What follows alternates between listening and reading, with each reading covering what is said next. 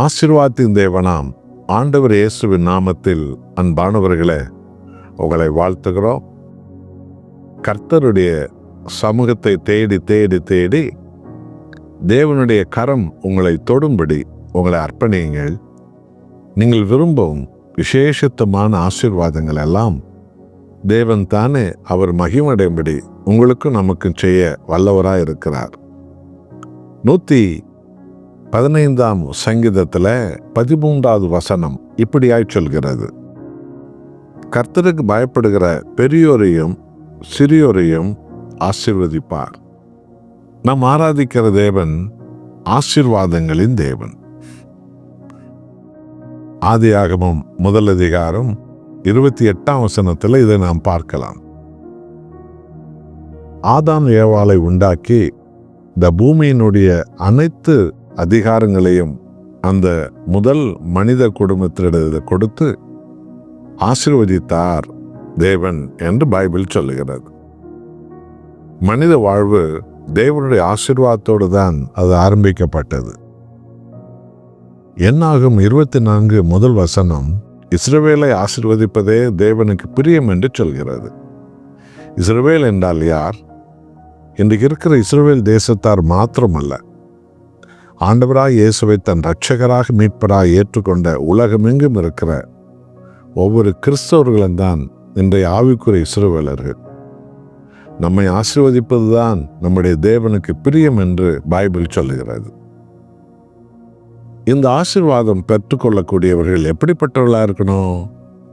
கர்த்தருக்கு பயப்படுகிறவர்களாக இருக்கணும்.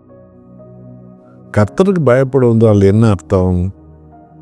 நீதிமொழி 8ஆம் அதிகாரம் 13ஆம் வசனம் சொல்கிறது: தீமையை வெறுப்பதே கர்த்தருக்கு பயப்படுகிற பயம்.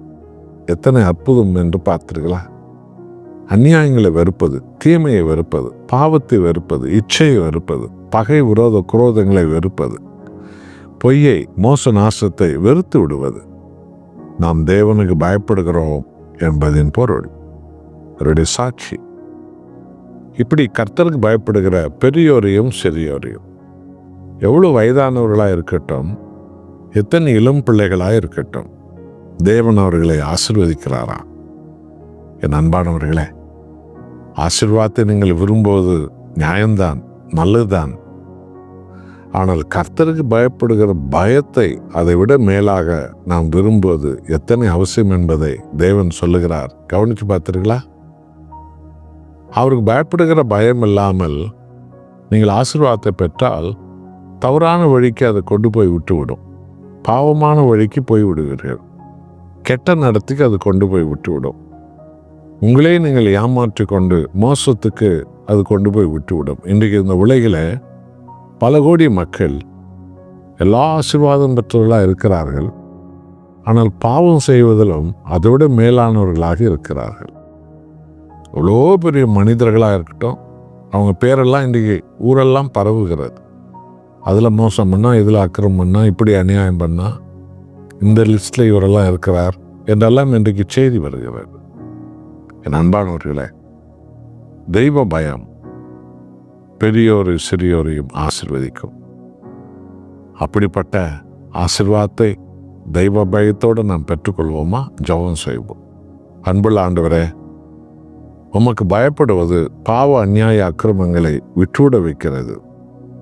அப்பொழுது நீர் நம்முடைய பரிசுத்த ஆசீர்வாதத்தை எங்களுக்கு தருகிறீர். உடல் சுக ஆசீர்வாதத்தை தருகிறீர். சமாதான ஆசீர்வாதத்தை தருகிறீர். எதிர்கால ஆசீர்வாதத்தை தருகிறீர். பொருளாதார ஆசீர்வாதத்தில் எங்களை உயர்த்துகிறீர். நாமம் மகிமடைவதாக. இயேசுவின் நாமத்தில் பிதாவே, ஆமென்.